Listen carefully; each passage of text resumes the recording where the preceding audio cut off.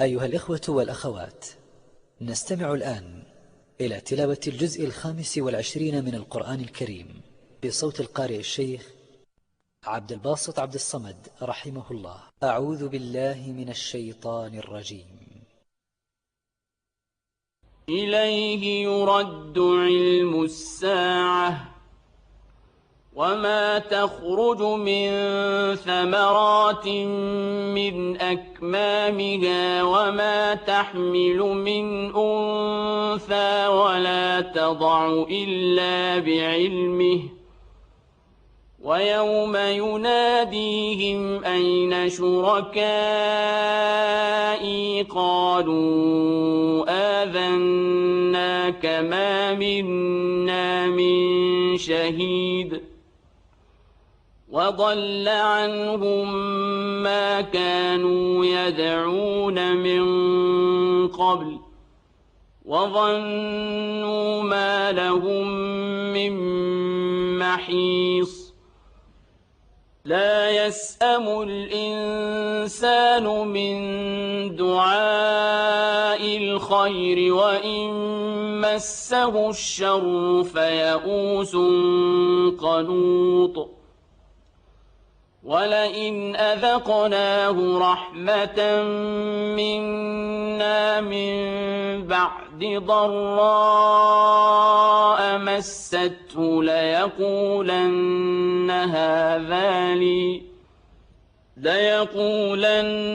هذا لي وما أظن الساعة قائمة ولئن رجعت إلى ربي إن لي عنده للحسنى فلننبئن الذين كفروا بما عملوا ولنذيقنهم من عذاب غليظ وإذا أنعمنا على الإنسان أعرض ونأى بجانبه وإذا مسه الشر فذو دعاء عريض قل أرأيتم إن كان من عند الله ثم كفرتم به من أضل ممن هو في شقاق بعيد سنريهم آياتنا في الآفاق وفي أنفسهم حتى يتبين لهم أنه الحق أولم يكف بربك أنه على كل شيء شهيد ألا إنهم في مرية من لقاء ربهم ألا إنه بكل شيء محيط بسم الله الرحمن الرحيم حميم عين سين قاف كذلك يوحي إليك وإلى الذين من قبلك الله العزيز الحكيم له ما في السماوات وما في الأرض وهو العلي العظيم تكاد السماوات يتفطرن من فوقهن والملائكة يسبحون بحمد ربهم ويستغفرون لمن في الأرض ألا إن الله هو الغفور الرحيم والذين اتخذوا من دونه أولياء حفيظ عليهم وما أنت عليهم بوكيل وكذلك أوحينا إليك قرآنا عربيا لتنذر أم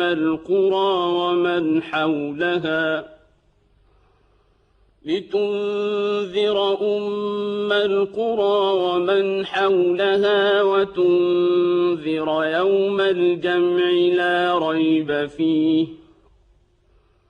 فريق في الجنة وفريق في السعير ولو شاء الله لجعلهم أمة واحدة ولكن يدخل من يشاء في رحمته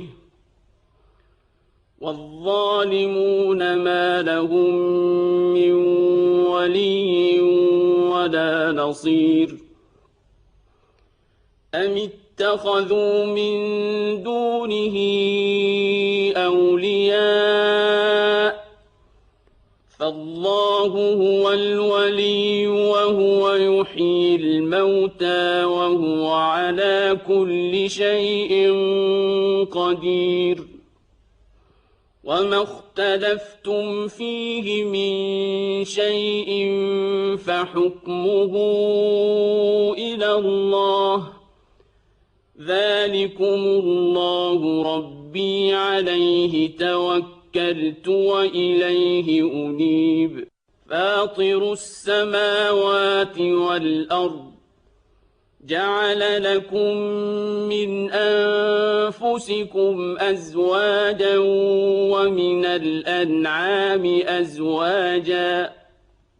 يذرأكم فيه ليس كمثله شيء وهو السميع البصير له مقاليد السماوات والأرض يبسط الرزق لمن يشاء ويقدر إنه بكل شيء عليم شرع لكم من الدين ما وصى به نوحا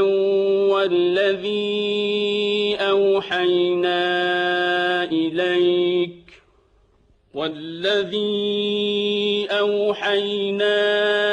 إليك وما وصينا به إبراهيم وموسى وعيسى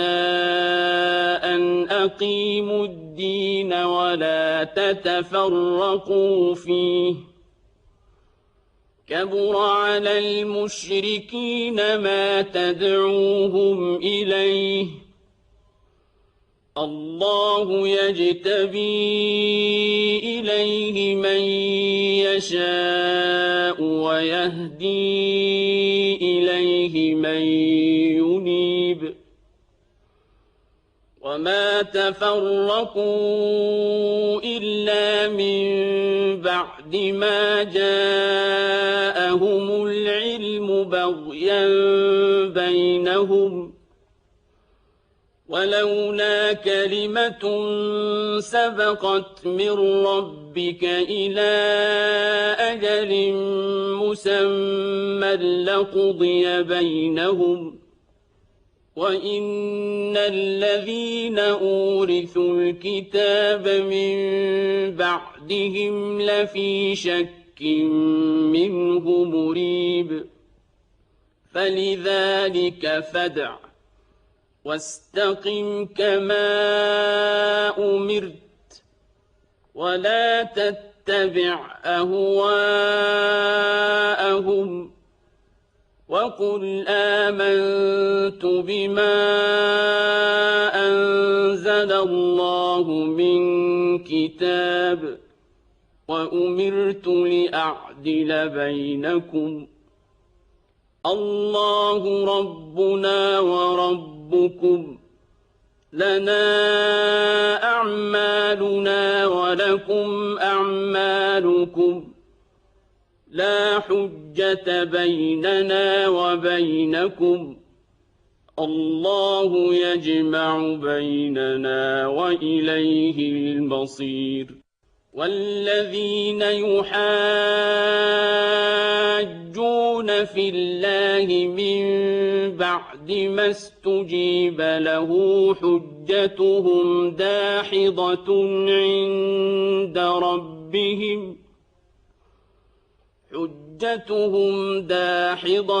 عند ربهم وعليهم غضب ولهم عذاب شديد الله الذي أنزل الكتاب بالحق والميزان وما يدريك لعل الساعة قريب يستعجل بها الذين لا يؤمنون بها والذين آمنوا مشفقون منها ويعلمون أنها الحق ألا إن الذين يمارون في الساعة لفي ضلال بعيد الله لطيف بعباده يرزق من يشاء وهو القوي العزيز من كان يريد حرث الآخرة نزد له في حرثه ومن كان يريد حرث الدنيا نؤته منها وما له في الآخرة من نصيب أم لهم شركاء شرعوا لهم من الدين ما لم يأذن به الله ولولا كلمة الفصل لقضي بينهم وإن الظالمين لهم عذاب أليم ترى الظالمين مشفقين مما كسبوا وهو واقع بهم والذين آمنوا وعملوا الصالحات في روضات الجنات لهم ما يشاءون عند ربهم ذلك هو الفضل الكبير ذلك الذي يبشر الله عباده الذين آمنوا وعملوا الصالحات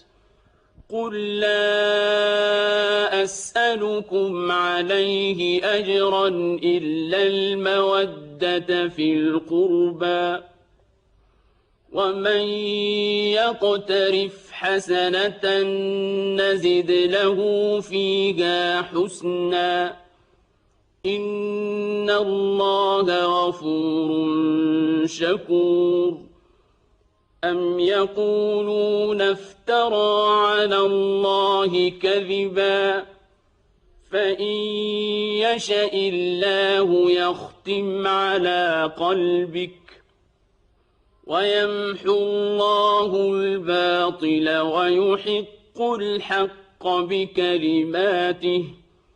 إنه عليم بذات الصدور وهو الذي يقبل التوبة عن عباده ويعفو عن السيئات ويعلم ما تفعلون ويستجيب الذين آمنوا وعملوا الصالحات ويزيدهم من فضله والكافرون لهم عذاب شديد ولو بسط الله الرزق لعباده لبغوا في الأرض ولكن ينزل بقدر ما يشاء إنه بعباده خبير بصير وهو الذي ينزل الغيث من بعد ما قنطوا وينشر رحمته وهو الولي الحميد ومن آياته خلق السماوات والأرض وما بث فيهما من دابة وهو على جمعهم إذا يشاء قدير وما أصابكم من مصيبة فبما كسبت أيديكم ويعفو عن كثير وما أنتم بمعجزين في الأرض وما لكم من دون الله من ولي ولا نصير ومن آياته الجوار في البحر كالأعلام إن يشأ يسكن الريح فيظللن رواكد على ظهره إن في ذلك لآيات لكل صبار شكور أو يوبقهن بما كسبوا ويعفو عن كثير ويعلم الذين يجادلون في آياتنا ما لهم من محيص فما أوتيتم من شيء فمتاع الحياة الدنيا وما عند الله خير وأبقى للذين آمنوا وعلى ربهم يتوكلون والذين يجتنبون كبائر الإثم والفواحش وإذا ما غضبوا هم يغفرون والذين استجابوا لربهم وأقاموا الصلاة وأمرهم شورى بينهم ومما رزقناهم ينفقون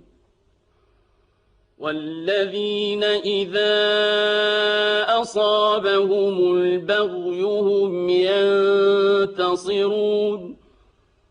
وجزاء سيئة سيئة مثلها فمن عفا وأصلح فأجره على الله إنه لا يحب الظالمين ولمن انتصر بعد ظلمه فأولئك ما عليهم من سبيل إنما السبيل على الذين يظلمون الناس ويبغون في الأرض بغير الحق أولئك لهم عذاب أليم ولمن صبر وغفر إن ذلك لمن عزم الأمور ومن يضلل الله فما له من ولي من بعده وترى الظالمين لما رأوا العذاب يقولون هل إلى مرد من سبيل وتراهم يعرضون عليها خاشعين من الذل ينظرون من طرف خفي وقال الذين آمنوا إن الخاسرين الذين خسروا أنفسهم وأهليهم يوم القيامة ألا إن الظالمين في عذاب مقيم وما كان لهم من أولياء ينصرونهم من دون الله ومن يضلل الله فما له من سبيل استجيبوا لربكم من قبل أن يأتي يوم لا مرد له من الله ما لكم من ملجأ يومئذ وما لكم من نكير فإن أعرضوا فما أرسلناك عليهم حفيظا إن عليك إلا البلاغ وإنا إذا أذقنا الإنسان منا رحمة فرح بها وإن تصبهم سيئة بما قدمت أيديهم فإن الإنسان كفور لله ملك السماوات والأرض يخلق ما يشاء يهب لمن يشاء إناثا ويهب لمن يشاء الذكور أو يزوجهم ذكرانا وإناثا ويجعل من يشاء عقيما إنه عليم قدير وما كان لبشر أن يكلمه الله إلا وحيا أو من وراء حجاب أو يرسل رسولا فيوحي بإذنه ما يشاء إنه علي حكيم وكذلك أوحينا إليك روحا من أمرنا ما كنت تدري ما الكتاب ولا الإيمان ولكن جعلناه نورا نهدي به من نشاء من عبادنا وإنك لتهدي إلى صراط مستقيم صراط الله الذي له ما في السماوات وما في الأرض ألا إلى الله تصير الأمور بسم الله الرحمن الرحيم حميم والكتاب المبين إنا جعلناه قرآنا عربيا لعلكم تعقلون وإنه في أم الكتاب لدينا لعلي حكيم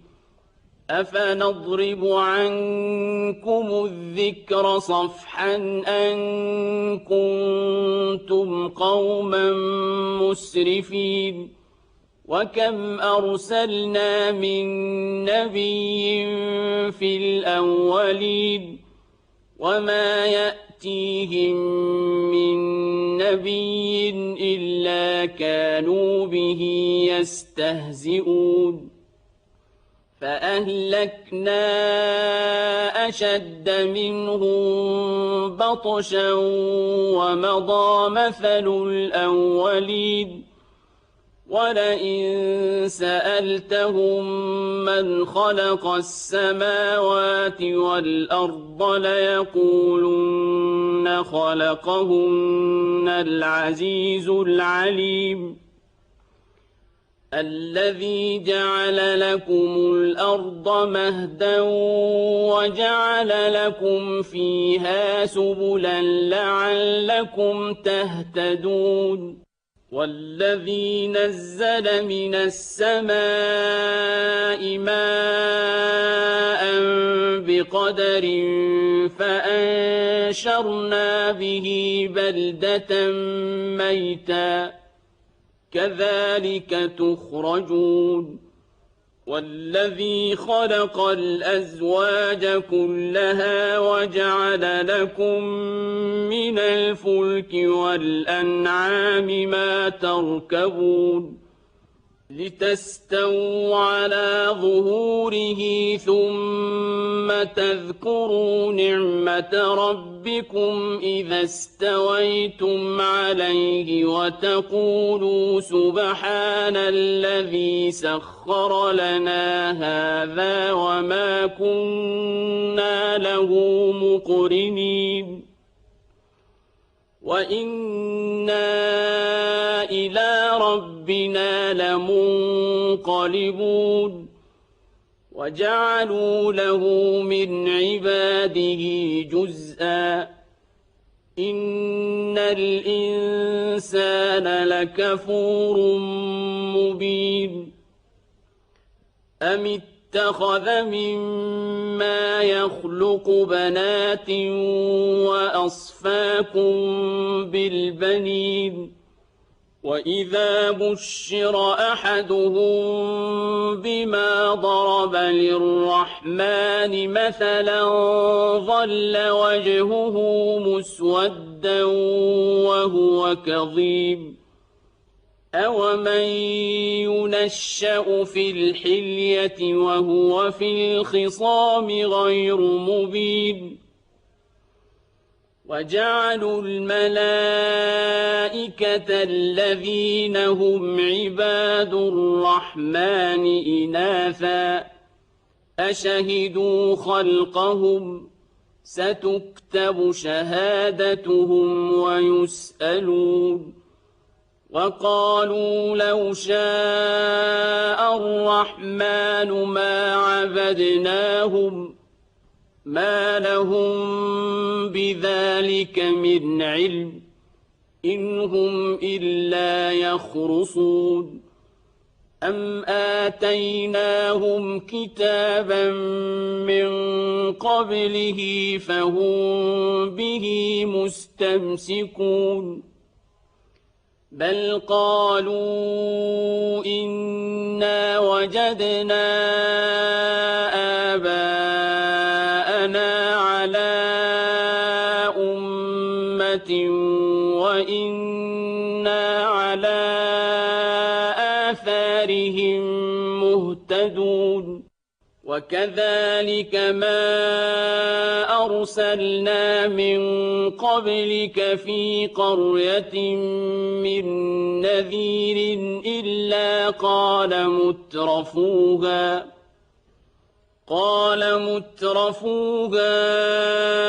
إنا وجدنا آباءنا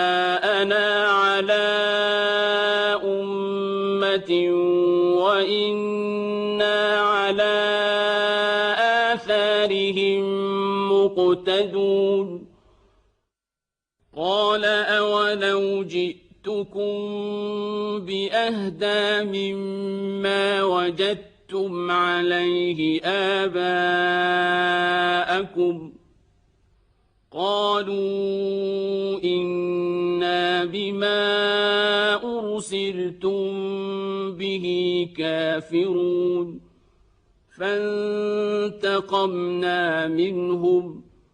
فانظر كيف كان عاقبة المكذبين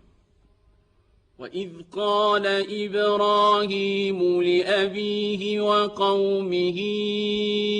إنني براء مما تعبدون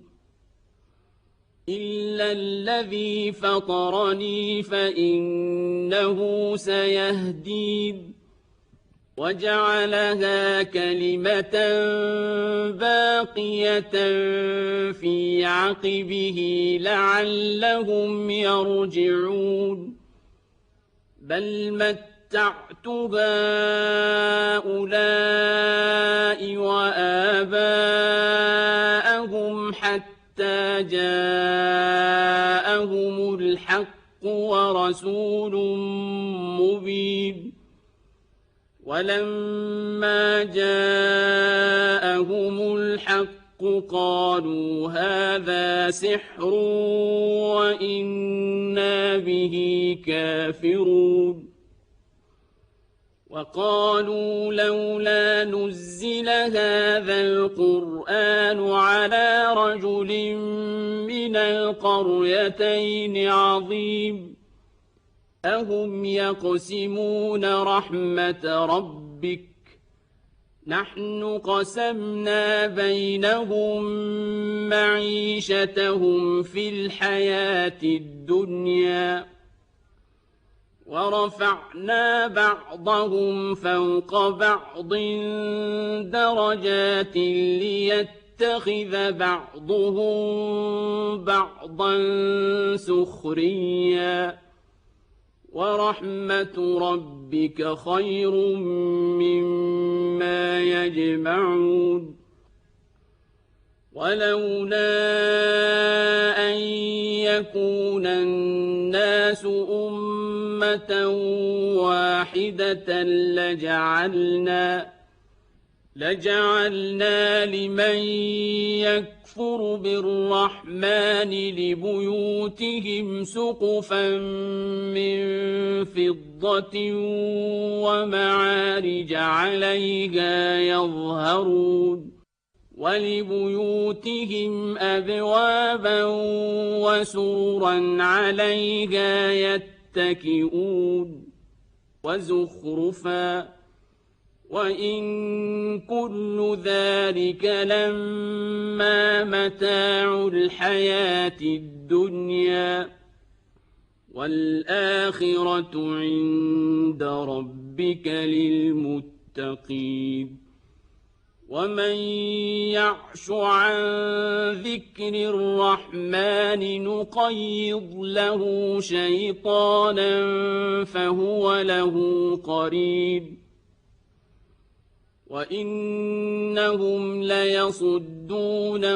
عن السبيل ويحسبون أنهم مهتدون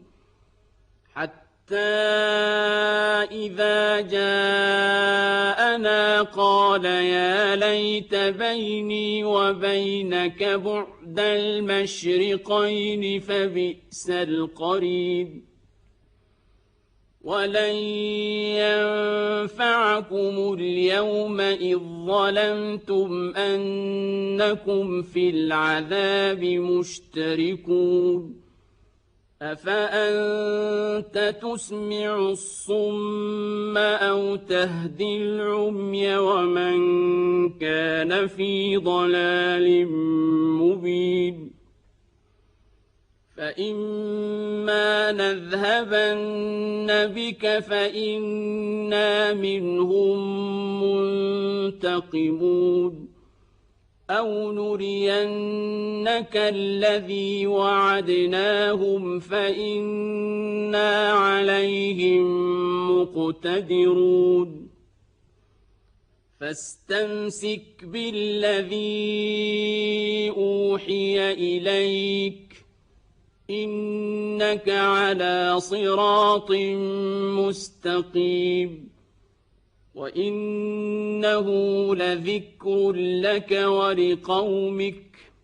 وسوف تسألون واسأل من أرسلنا من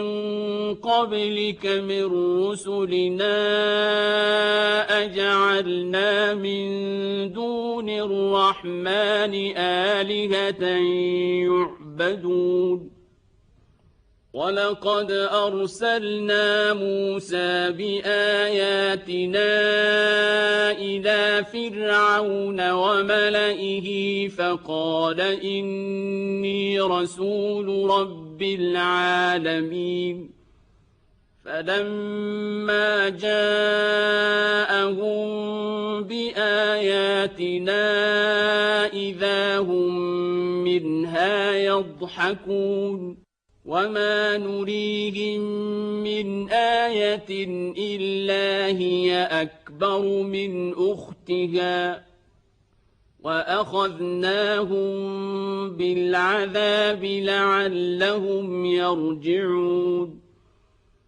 وقالوا يا أيها الساحر ادع لنا ربك بما عهد عندك إننا لمهتدون فلما كشفنا عنهم العذاب إذا هم ينكثون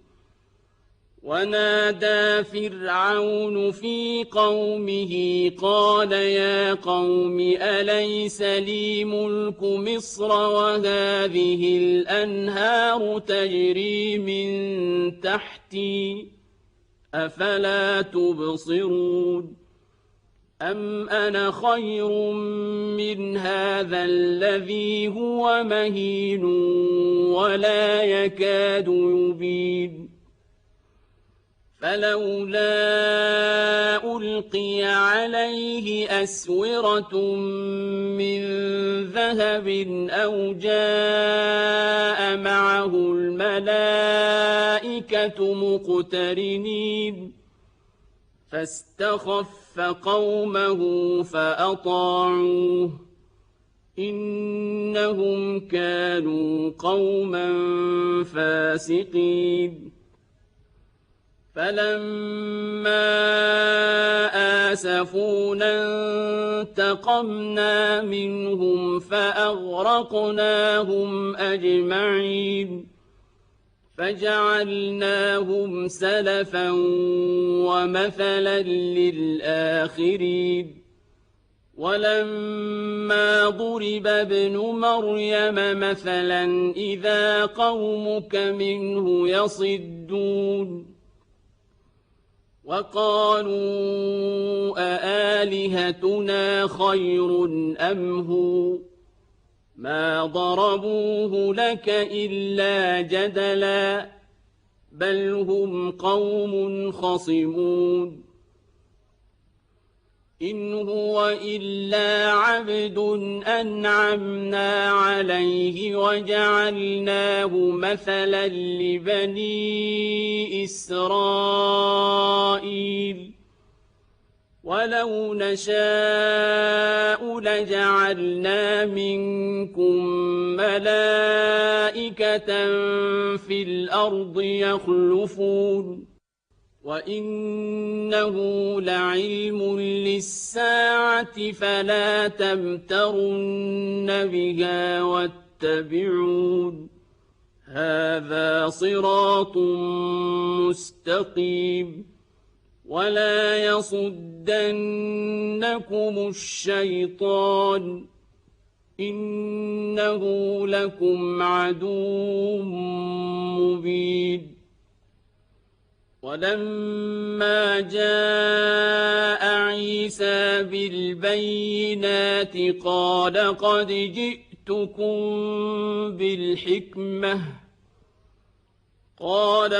جئتكم بالحكمة ولأبين لكم بعض الذي تختلفون فيه فاتقوا الله وأطيعون إن الله هو ربي وربكم فاعبدوه هذا صراط مستقيم فاختلف الأحزاب من بينهم فويل للذين ظلموا من عذاب يوم أليم هل ينظرون إلا الساعة أن تأتيهم بغتة وهم لا يشعرون الأخلاء يومئذ بعضهم لبعض عدو إلا المتقين يا عباد لا خوف عليكم اليوم ولا أنتم تحزنون الذين آمنوا بآياتنا وكانوا مسلمين ادخلوا الجنة أنتم وأزواجكم تحبرون يطاف عليهم بصحاف من ذهب وأكواب وفيها ما تشتهيه الأنفس وتلذ الأعين وأنتم فيها خالدون وتلك الجنة التي أورثتموها بما كنتم تعملون لكم فيها فاكهة كثيرة منها تأكلون إن المجرمين في عذاب جهنم خالدون لا يفتر عنهم وهم فيه مبلسون وما ظلمناهم ولكن كانوا هم الظالمين ونادوا يا مالك ليقض علينا ربك قال إنكم ماكثون لقد جئناكم بالحق ولكن أكثركم للحق كارهون أم أبرموا أمرا فإنا مبرمون أم يحسبون أنا لا نسمع سرهم ونجواهم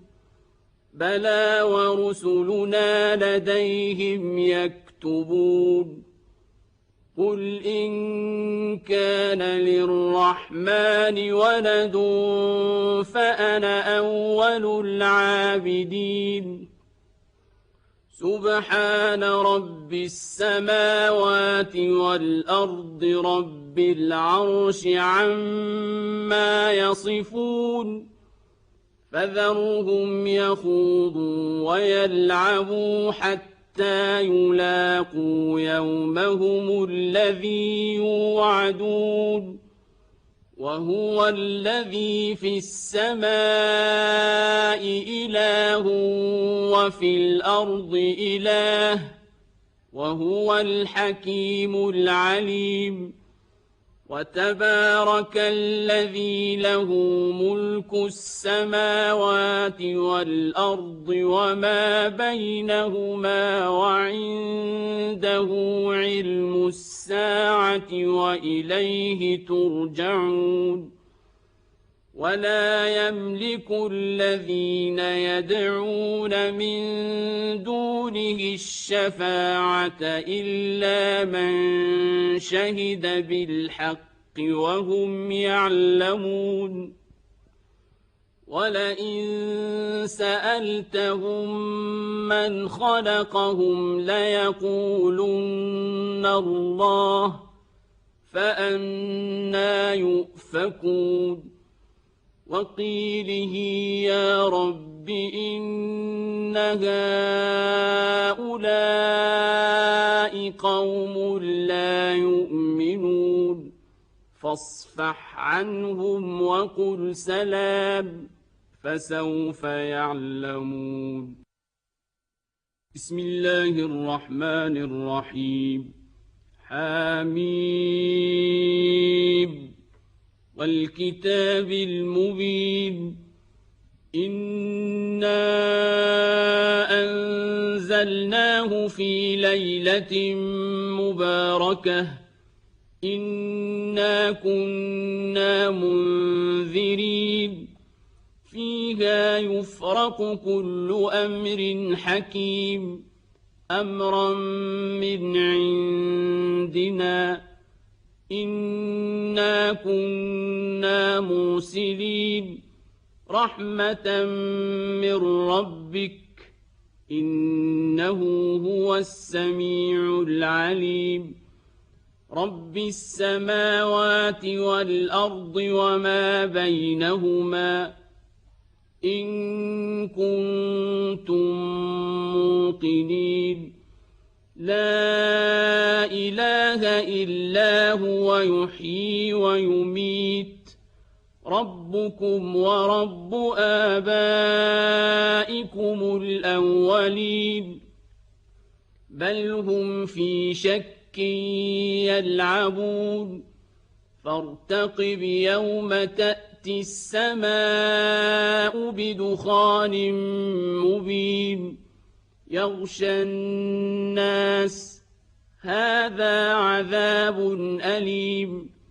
ربنا اكشف عنا العذاب إنا مؤمنون. أنى لهم الذكرى وقد جاءهم رسول مبين ثم تولوا عنه وقالوا معلم مجنون إنا كاشف العذاب قليلا إنكم عائدون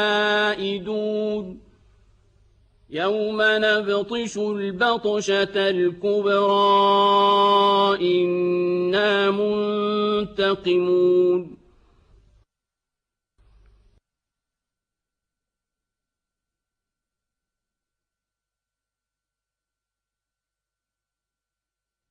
ولقد فتنا قبلهم قوم فرعون وجاءهم رسول كريم أن أدوا إلي عباد الله إني لكم رسول أمين وأن لا تعلوا على الله إني آتيكم بسلطان مبين وإني عذت بربي وربكم أن ترجمون وإن لم تؤمنوا لي فاعتزلون. فدعا ربه أن هؤلاء قوم مجرمون فأسر بعبادي ليلا إنكم متبعون واترك البحر رهوا إنهم جند مغرقون كم تركوا من جنات وعيون وزروع ومقام كريم ونعمة كانوا فيها فاكهين كذلك وأورثناها قوما آخرين فما بكت عليهم السماء والأرض وما كانوا منظرين ولقد نجينا بني إسرائيل من العذاب المهين من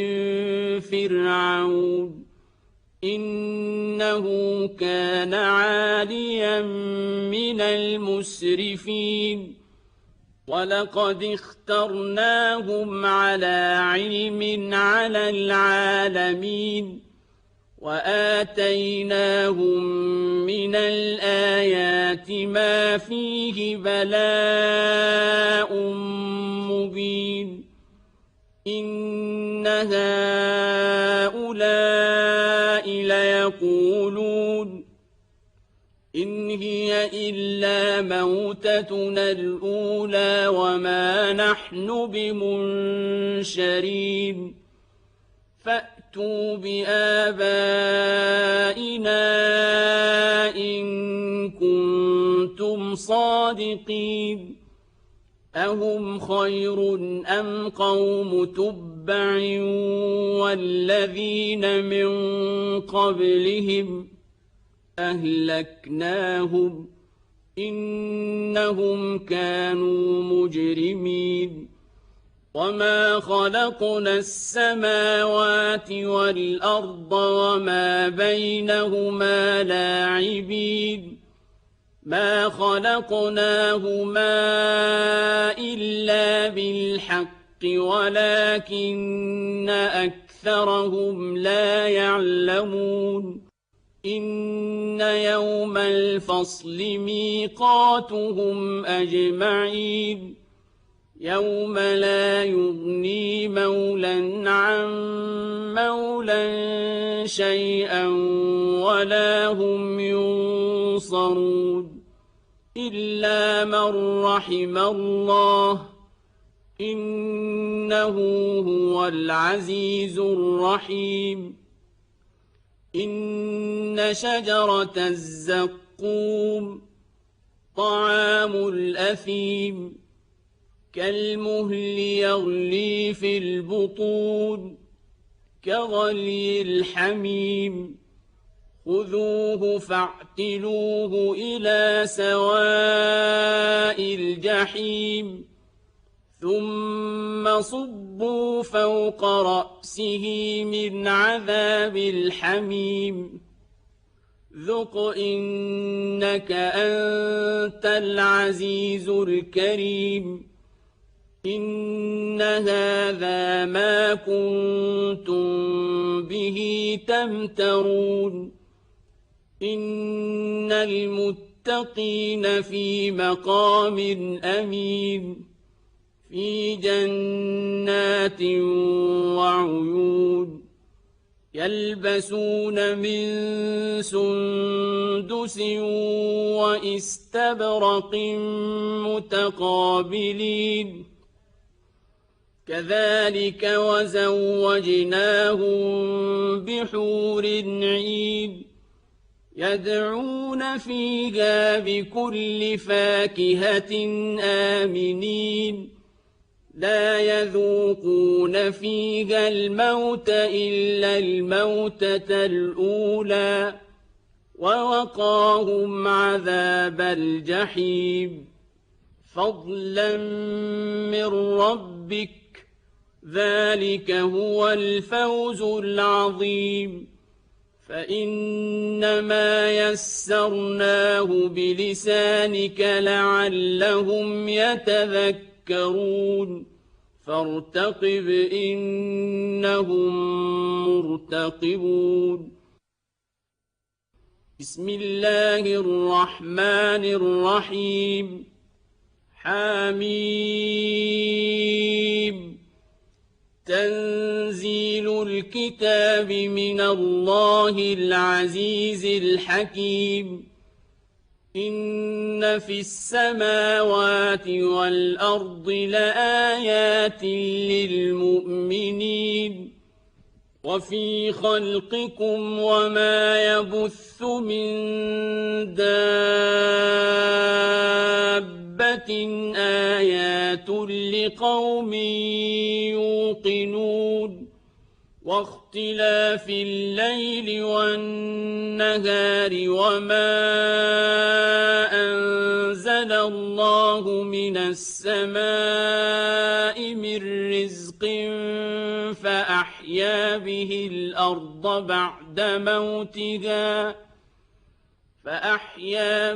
الأرض بعد موتها وتصريف الرياح آيات لقوم يعقلون تلك آيات الله نتلوها عليك بالحق فبأي حديث بعد الله وآياته يؤمنون ويل لكل أفاك أثيم يسمع آيات الله تتلى عليه ثم يصر مستكبرا كأن لم يسمعها فبشره بعذاب أليم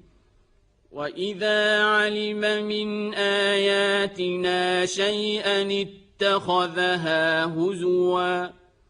أولئك لهم عذاب مهين من ورائهم جهنم ولا يغني عنهم ما كسبوا شيئا ولا ما اتخذوا من دون الله أولياء ولهم عذاب عظيم هذا هدى والذين كفروا بآيات ربهم لهم عذاب من رجز أليم الله الذي سخر لكم البحر لتجري الفلك فيه بأمره ولتبتغوا من فضله ولعلكم تشكرون وسخر لكم ما في السماوات وما في الأرض جميعا منه إن في ذلك لآيات لقوم يتفكرون قل للذين آمنوا يغفروا للذين لا يرجون أيام الله ليجزي قوما بما كانوا يكسبون من عمل صالحا فلنفسه ومن أساء فعليها ثم إلى ربكم ترجعون ولقد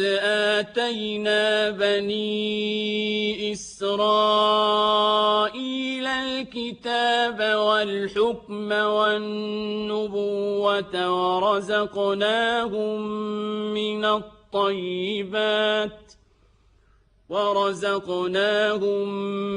الطيبات وفضلناهم على العالمين وآتيناهم بينات من الأمر فما اختلفوا إلا من بعد ما جاءهم العلم بغيا بينهم إن ربك يقضي بينهم يوم القيامة فيما كانوا فيه يختلفون ثم جعلناك على شريعة من الأمر فاتبعها ولا تتبع أهواء الذين لا يعلمون إنهم لن يغنوا عنك من الله شيئا وَإِنَّ الظَّالِمِينَ بَعْضُهُمْ أَوْلِيَاءُ بَعْضٍ وَاللَّهُ وَلِيُّ الْمُتَّقِينَ هَذَا بَصَائِرُ لِلنَّاسِ وَهُدًى وَرَحْمَةٌ لِقَوْمٍ يُوقِنُونَ أَمْ حَسِبَ الَّذِينَ اجْتَرَحُوا السَّيِّئَاتِ أَن نَّجْعَلَهُمْ كَالَّذِينَ آمَنُوا وَعَمِلُوا الصَّالِحَاتِ سَوَاءً مَّحْيَاهُمْ وَمَمَاتُهُمْ سَاءَ مَا يَحْكُمُونَ وَخَلَقَ اللَّهُ السَّمَاوَاتِ وَالْأَرْضَ بِالْحَقِّ وَلِتُجْزَىٰ كُلُّ نَفْسٍ بِمَا كَسَبَتْ وَهُمْ لَا يُظْلَمُونَ أَفَرَأَيْتَ مَنِ اتَّخَذَ إِلَٰهَهُ هَوَاهُ وَأَضَلَّهُ اللَّهُ عَلَىٰ عِلْمٍ وَخَتَمَ عَلَىٰ سَمْعِهِ وَقَلْبِهِ وَجَعَلَ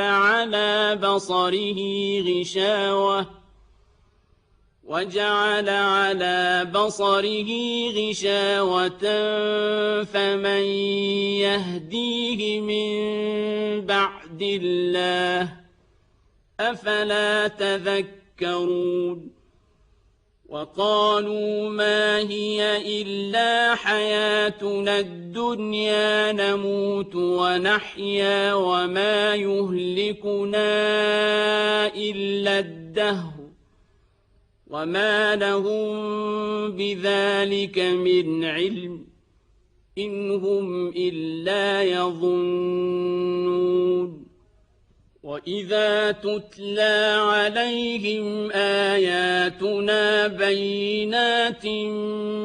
مَّا كَانَ حُجَّتَهُمْ إِلَّا أَن قَالُوا ائْتُوا بِآبَائِنَا إِن كُنتُمْ صَادِقِينَ قُلِ اللَّهُ يُحْيِيكُمْ ثُمَّ يُمِيتُكُمْ ثُمَّ يَجْمَعُكُمْ إِلَىٰ يَوْمِ الْقِيَامَةِ لَا رَيْبَ فِيهِ وَلَٰكِنَّ أَكْثَرَ النَّاسِ لَا يَعْلَمُونَ وَلِلَّهِ مُلْكُ السَّمَاوَاتِ وَالْأَرْضِ وَيَوْمَ تَقُومُ السَّاعَةُ يَوْمَئِذٍ يَخْسَرُ الْمُبْطِلُونَ وَتَرَىٰ كُلَّ أُمَّةٍ جَاثِيَةً كُلُّ أُمَّةٍ تُدْعَىٰ إِلَىٰ كِتَابِهَا الْيَوْمَ تُجْزَوْنَ مَا كُنتُمْ تَعْمَلُونَ هَٰذَا كِتَابُنَا يَنطِقُ عَلَيْكُم بِالْحَقِّ ۚ إِنَّا كُنَّا نَسْتَنسِخُ مَا كُنتُمْ تَعْمَلُونَ فَأَمَّا الَّذِينَ آمَنُوا وَعَمِلُوا الصَّالِحَاتِ فَيُدْخِلُهُمْ رَبُّهُمْ فِي رَحْمَتِهِ ۚ ذَٰلِكَ هُوَ الْفَوْزُ الْمُبِينُ وَأَمَّا الَّذِينَ كَفَرُوا أَفَلَمْ تَكُنْ آيَاتِي تُتْلَىٰ عَلَيْكُمْ فَاسْتَكْبَرْتُمْ وَكُنتُمْ قَوْمًا مُّجْرِمِينَ وَإِذَا قِيلَ إِنَّ وَعْدَ اللَّهِ حَقٌّ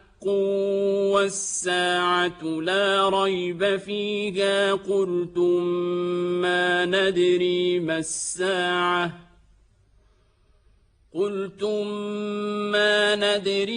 السَّاعَةُ إِن نَّظُنُّ إِلَّا ظَنًّا وَمَا نَحْنُ بِمُسْتَيْقِنِينَ وبدا لهم سيئات ما عملوا وحاق بهم ما كانوا به يستهزئون وقيل اليوم ننساكم كما نسيتم لقاء يومكم هذا ومأواكم النار وما لكم من ناصرين ذلكم بأنكم اتخذتم آيات الله هزوا وغرتكم الحياة الدنيا فاليوم لا يخرجون منها ولا هم يستعتبون فلله الحمد رب السماوات ورب الأرض رب العالمين وله الكبرياء في السماوات والأرض وهو العزيز الحكيم. أيها الإخوة والأخوات، وهكذا انتهت تلاوة الجزء المخصص لهذا اليوم ضمن المصحف الكامل للقارئ الشيخ عبد الباسط عبد الصمد رحمه الله.